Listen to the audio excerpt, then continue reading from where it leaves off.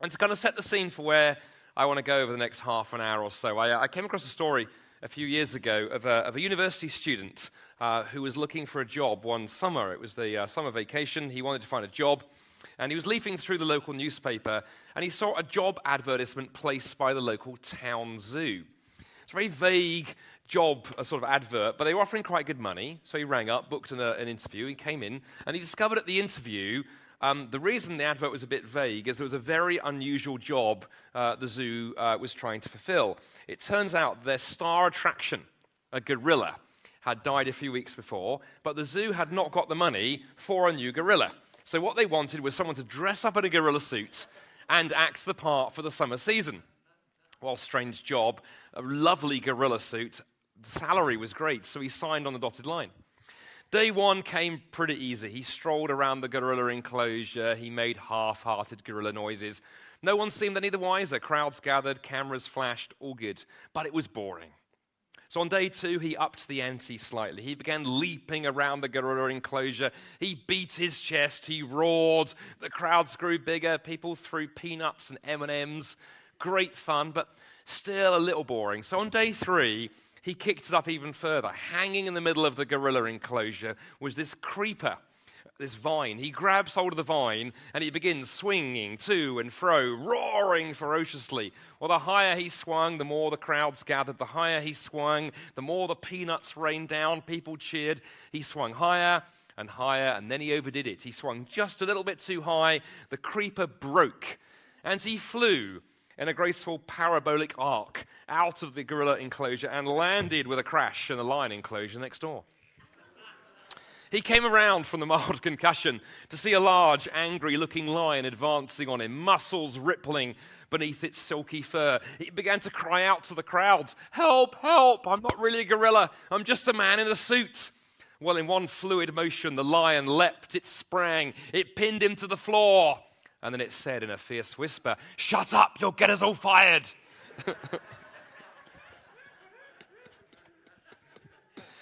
Well, it is Father's Day tomorrow, so there's a dad joke for you. There is a link, a tenuous link. And the tenuous link is that many people in the world, I think, today, think that most of the world's religions are like the animals in that story. I.e., they may look different on the outside, but underneath, they are essentially the same.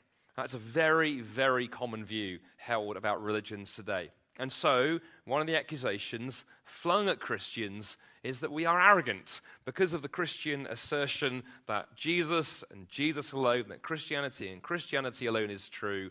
Our friends want to say to us, how on earth can you say that when there's Hinduism, Buddhism, Sikhism, Jainism, Judaism, and all the rest? I have an old friend of mine back in Canada who bills himself as a universalist. That's the label that Jeff likes to use for himself. And if you're a universalist, you believe that all the world's religions are essentially the same. And on one occasion, I remember we were having a cup of coffee a few years ago, and he shared with me an illustration that he'd come up with to try to persuade me that all the world's religions can kind of be squished together. We don't need to pick differences between them. He said, why don't we think, Andy, as if about a mountain? And imagine that God is the summit of the mountain. And all the different religions just represent different paths up that mountain. There's the Buddhist path up the mountain, the Christian path, the Hindu path, the Buddhist path. Even the atheists have their own path. They don't believe in God, so that just goes in circles around the bottom. But, they're represented too. So rather than trying to assert that we're right or wrong, what about reflecting that we're all just different paths to the top of the mountain? And then he sort of gazed at me, beatifically across the coffee and went, wouldn't that be a lovely idea? What's wrong with that idea? I remember looking at him and saying, okay, yeah, that sounds a lovely picture. He said, it is, isn't it? I said, but just one problem with it. He went, oh, what's the problem? I went, Jeff, I climb mountains as a hobby all over the UK. In fact, I've even been to Everest, not right the way up, but I've been to base camp on the Tibetan side. I said, Jeff, I climb mountains, climbed all over the world, and I can safely tell you that every path does not lead to the top of the mountain. Some paths don't even leave the car park. They just go to the tea shop. Some paths go over the mountain, round the mountain, up bits of the mountain. Some paths end in vertiginous rock faces because they were built by rock climbers who are usually insane. I said, if the mist comes down on a mountain and you are lost and your map has failed you, you've forgotten the compass and Siri or Alexa have run out of battery, simply following the first path you come to, tripping along through the fog, you will probably end up a small pizza-shaped stain at the bottom of the mountain. He looked a bit sort of downtrodden when I had destroyed his lovely illustration. But I said, mate, there's even a further problem. He went, well, what's the further problem? I said, you said to me that God is the top of the mountain, right, and that all paths lead there. He went, yes. I said, Jeff, where would you have to be standing in order to see that all paths lead to the top? He went, oh yeah, I guess you'd have to be at the top already, wouldn't you? I went, well, actually, no. If you stand on the summit of most mountains, you can't see where the paths go. They kind of go over the edge. He thought about it and he said, okay, what if I was floating 200 meters above the mountain, Google Earth view, then I could see that every path led to the summit, and then I could save my illustration. I said, okay, let me get this right. You think God is the summit of the mountain, and you think you are 200 meters above the summit of the mountain. Who precisely am I talking to this morning? And are you expecting me to worship you? The thing is, illustrations like this and others fall down. And until the mid-1990s, I hadn't thought much about this kind of stuff, if I'm honest. Until the mid-1990s, I hadn't really thought myself much about how to navigate the maze of different religions. I'd been raised in a Christian home. I hadn't had many non-Christian friends in other faiths anyway, and so I probably assumed in my late teens, early 20s, that all the world's religions were essentially the same. Then in 1997, I went along to a place in London called Speaker's Corner. That's part of one of our big parks in London, where on a Sunday afternoon in particular, you can stand on a ladder or a box, or if you're like me, 5'8", 2 boxes and a ladder, and you can get a crowd. People go to Speaker's Corner to talk about sport, politics, and religion. And I discovered at Speaker's Corner lots of people in different faith backgrounds willing to argue about what I believed. I encountered atheists and Buddhists and Hindus and Muslims and so on and so forth. And I had a crash course, a rapid introduction to the reality that far from being fundamentally similar and just superficially different, the opposite was true. The world's different religions are fundamentally different with only superficial similarities. And in fact, I got fascinated so much by my conversations at Speaker's Corner over the years, especially with Muslims, that I actually went on to get a PhD in Islamic studies and actually wrote books on Islam. This one, unfortunately, Kurong have run out of stock of, but you can find it online. You can forget it wherever good books are sold. You can buy this one. In fact, wherever bad books are sold, you can buy it too. Again, never do that joke ever again. You're a tough crowd this afternoon. But here's the thing. The deeper I investigated Islam, and the more I dived into it, again, I got a PhD in Islamic studies, writing books on the subject, the more I found myself drawn inexorably to the conclusion that Christianity and Christianity alone was true. Now, you're a very generous, very kind, very quiet audience this afternoon. I probably, if I said that on most secular settings, if I was in the university and said that, I'd get protests. Somebody would say, how can you say anything so breathtakingly arrogant? Isn't it narrow-minded and intolerant and bigoted to say that only Christianity is true? Well, I say to people, when I have that reaction, I'll often say to people, I wonder if you've noticed a couple of things. First thing to observe is that all truth claims are exclusive. Every single truth claim is exclusive. If you say that 2 + 2 is 4, you are excluding those who think it's 5, 9, 13, or any other answer. If you say the capital of France is Paris, you are excluding the geographically challenged who think the capital of France is London or Melbourne or something. And by the way, even if you try and get off the hook when it comes to religion, like my friend Jeff, and say, well, all religions are true, you are excluding people who think that only one religion is true, or even our atheist friends who think that no religion is true. The only way to avoid ever excluding anybody is to say absolutely nothing ever. So given that, Why is it, given that all truth claims are by their very nature exclusive, why do people think that it's arrogant to say that only one religion is true? Why is it people have no problem with exclusive truth claims in geography or mathematics or other things? Well, the more I've pondered this question, the more I've come to conclude I think it's because many people think that religion is all about being good. And if you conclude that religion is all about being good and nice and moral and a decent person, then when you say that my religion is true and someone else's is false, that smacks of moral superiority. It gets translated into saying, I'm a better, nicer, holier person than the people over here. But what if true religion has nothing to do with being good? What if true religion has nothing to do with being good? Remember, if you were here last night, we took a brief look at the story of the rich young ruler in Mark chapter 10. A very well-known encounter between Jesus and a young man who thought that religion was all about being good. Let me read you the verses we had last night, but now we're going to carry on and read a little bit more of the interaction. Mark tells us, as Jesus started on his way, a man ran up to him, fell on his knees before him. Good teacher, he asked, what must I do to inherit eternal life? Why do you call me good? Jesus answered, no one is good except God alone. You know the commandments. Do not murder, you shall not commit adultery, you shall not steal, you shall not give false testimony, you shall not defraud, honor your father and mother. Teacher, he declared, all of these I've kept since I was a boy. Jesus looked at him and loved him. One thing you lack, he said. Go, sell everything you have and give to the poor, and you will have treasure in heaven. Then come and follow me. At this, the man's face fell. He went away sad because he had great wealth. Do you know, I think it's a fascinating encounter that Mark records for us here between Jesus and the young man. We have a young man here who thinks that religion is all about being good.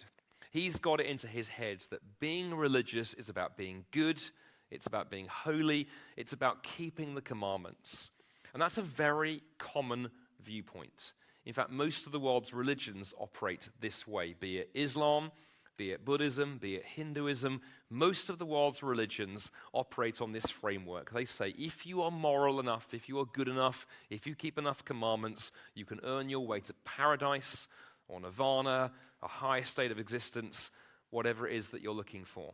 There's only one religion I know that shatters that pattern. Only one religion I know that totally reverses that pattern, because the radical claim at the heart of the Christian faith is not if you are clever enough, moral enough, or good enough, you can get to God. Rather, that radical claim at the heart of Christianity is that nothing can bridge that gap from our side, but that God, in his love and his mercy, has sought us out. Christians are not people who think that we are so clever we have found God. Christians are people who are hopefully humble enough to recognize we need God to rescue us.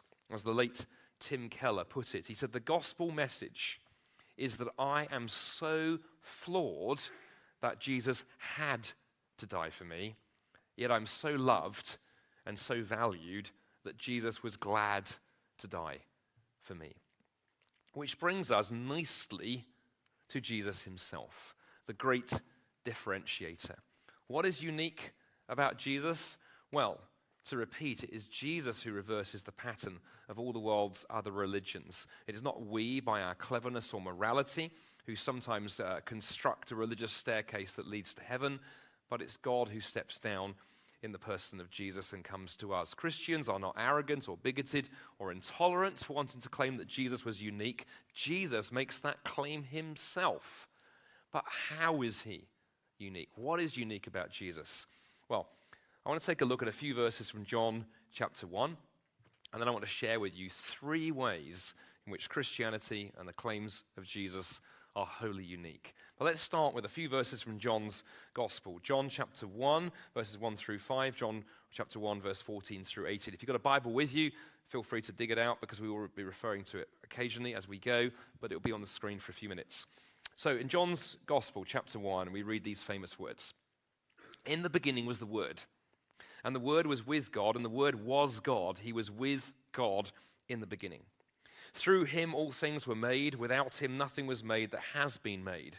In him was life, and that life was the light of all mankind. The light shines in the darkness, and the darkness has not overcome it. And then from verse 14, the Word became flesh and made his dwelling among us. We have seen his glory, the glory of the one and only Son who came from the Father, full of grace and truth. And I want to suggest to you this afternoon there are three things that are unique about Christianity, three things that are unique about Jesus that flow from these famous words in John chapter 1. And the first thing is that Christianity is unique because of its origin. Christianity is unique because of its origin. Christianity is unique because its founder claimed to be God himself. Jesus did not claim to be just another guru. He did not claim to be just a rabbi, just a teacher of morals, just a prophet, just a wise man. He claimed to be the creator God himself, come to reconcile us to him, and to do so uniquely. That is a staggering claim that Jesus makes and makes repeatedly in the Gospels, and we can't simply get around it. Do you know, it's long fascinated me that even if a person disbelieves in Christianity, you still cannot get around the uniqueness of Jesus. I'll often ask my friends to consider this thought experiment. If you were to make two lists, and on one list you were to write the names of the most influential people in history, and on the other list you were to write the names of people who have claimed to be God himself, only one name would actually appear on both those lists: Jesus of Nazareth. Furthermore, consider for a moment the observation that you could remove the founder of any other religion from history and that religion could still stand. So, for example, if Buddha had never been born, Buddhism could have been started by somebody else. Rob over there could have started it. He could have taught the Noble Truths and the Eightfold Path. It would look basically the same. It would be called Robism, and there'd be little green statues of Rob in jade, all on mantelpieces all across Asia. But nothing would fundamentally look different. On the other hand, Islam, if Muhammad had never been born, then the Quran could have been taught by somebody else. Islamic theology is very clear on this point. Muhammad was just a man, just a conduit through which the Quran came. Islam could have started without Muhammad. But Christianity, remove Jesus on the other hand, and we have a problem. Because Christianity is not a set of teaching brought by Jesus. Christianity is Jesus. In fact, as one wit once remarked, if you take Christ out of Christian, all you are left with are three letters: I, A, and N. And Ian cannot help you. In his teaching, Jesus consistently made it all about himself. Jesus said, "You have heard that it was said." He would quote the Old Testament, and then he would say, "But I say to you." Jesus to the rich young man says, "Sell everything and follow me." It's Jesus who said, "I am the way, the truth, and the life." Startling claims that are either arrogance personified or lunacy, or if Jesus was who he claimed to be, then they stand up. Christianity is unique in its origin. Secondly, Christianity is unique in its method. It's fascinating that every other religious system in the world is grounded in one of three ways. Every other religion in the world is based either on thinking or on feeling or on doing. See, in religions based on thinking, like Buddhism, you have to master the right series of truths, memorize the right religious ideas to achieve nirvana, paradise, a higher state of existence, the keys to life, the universe, and everything. You do it through thinking. Other religions say, no, it's all about experience. If you have the right experience, contact the divine, have some kind of mystical encounter, get in touch with your feelings, then again, you can transcend the ordinary, encounter the divine, all those kind of things. Yet other religions say, no, it's all about action. In religions based on doing, you're told, live this way, keep this commandment, do this thing, don't do that thing, put these principles into practice, follow these steps, and you can arrive at inner peace or the top of the mountain. Every religious system in the world is based on one of those three ways or a combination of them. But again, in comes Christianity and blows the entire system up. The gospel is not a system of thought.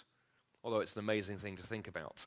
The gospel is not a mystical experience or a feeling, although knowing Jesus can be emotionally enriching. And nor is the gospel a set of deeds or rituals or commands to follow, although if you believe it, it will change how you behave. Jesus did not come to bring new thoughts, new feelings, or new commands. He came as God himself to reveal God to us. That is who Jesus is, and that's why he's unique. But interestingly, religious systems based on ideas, on thinking, are all about ideas and words. But in John's gospel, we read that the word has become flesh. For Christians, the gospel is not an idea, but it's something concrete. Jesus has actually come into space and time and history. He doesn't just talk about God, he reveals God. Similarly, religious systems based on feeling are all about the experience, the moment, the encounter that changes your life and overwhelms you. However, in John 17, Jesus says life is defined in terms of knowing him. Do you know, it occurs to me that everyone is looking for fullness of life in this world of ours. Some chase it in riches, some look for it in fame or sexual conquests, some look for it in power or mystical experiences. But Jesus said, if you want to know what true life looks like, it's found in knowing him. And that's why every other religious system fails ultimately, because we can't create life in ourselves through our own cleverness, our own experiences, our own hard work. It has to come from outside as a gift. And that's what Jesus came to do. See, the gospel does not claim that Jesus came to make bad people good. Rather, it claims he came to make dead people live. And then lastly, religious systems based upon doing, they're highly pragmatic. Think of Islam with its huge body and complex system of Sharia law. Do these things, don't do these things, and you can earn merit and blessing and favor, and so on. Conversely, in John chapter 6, the disciples come to Jesus and they ask him, what must we do to do the works that God requires? Interestingly, they ask in the plural. What are the works we have to do? They're thinking in terms of commandment keeping. Jesus answers in the singular. The work, singular, you must do is to believe in the one that God has sent. And all of those things flow together into that famous verse in John 14, verse 6, where Jesus says, I am the way, the truth, and the life. No one comes to God the Father except through me. Jesus claimed to be the way to live. He claimed to be truth embodied, and he claimed to be the gift of life itself. And when you think that through, what Jesus is basically saying here is that he sums up and he supersedes all the claims in all the world's other faith traditions and makes it all about him. Jesus says it's not about what you think or feel or do, said Jesus, it's all about me. He offers himself and says, if you want to know God, that's an offer, but you have to come to him. And that's what makes Jesus unique, and it puts him in a class of his own. And when someone asks me, why do you believe that Jesus is the only way? I will sometimes reply by saying, well, okay, who else can I compare him to? Who would you have me compare Jesus to? Who makes the claims that he made? Who lived the life that he did? Who died the death that he did or rose from the grave like he did? He is simply in a category of one. So the gospel is unique in its origin. It's unique in its method. And then lastly, it's unique in its purpose, which is, of course, all about transformation. It's all about transformation. The gospel is unique in its purpose. As the other religious systems will tell you, if you think the right thoughts, if you have the right mystical experiences, if you keep the right commandments, you might one day, if you are very, very lucky, and if you work very, very hard, maybe you will change. Maybe you will end up in that higher state of living, nirvana, paradise, whatever. Maybe you can work hard enough. Maybe you might change. Maybe. But one day. Christianity, on the other hand, comes along and again turns the whole thing upside down and says, no, it doesn't end with transformation. It begins with transformation. You must be born again, said Jesus. Or as Paul puts it in Corinthians, if anyone is in Christ, they are a new creation. The old has gone, the new has come. And so the question for every human being, for all of us here today, is do we know what that new creation life looks like. Have we received it? To be a Christian is not to sign up to a set of ideas. It's not to embrace a theology or an apologetic. It's not to have some wonderful mystical experience. It's certainly not to obey a set of commands, to be upright and moral and pure and holy. To be a Christian is, in essence, to know the very transformation of our person, our very nature, our very being. The greatest problem we face as human beings is not a lack of knowledge. It is not a lack of experiences, and it's not the fact we don't have enough moral commandments to keep ourselves busy. Our basic problem is our nature is twisted and broken. What we need is new creation, and that's what's on offer in the person of Jesus. Somebody once remarked that if our greatest need had been information, God would have sent us an educator. If our greatest need had been technology, God would have sent us a scientist. If our greatest need had been money, God would have sent us an economist. If our greatest need had been pleasure, God would have sent us an entertainer. But our greatest need was forgiveness, and so God sent us a Savior. And that, among all the world's faith traditions and claimants, that is what makes Jesus unique. The one who is the way, the truth, and the life. No one comes to God the Father except through him. But his arms are wide open to any who would repent and believe and come to him.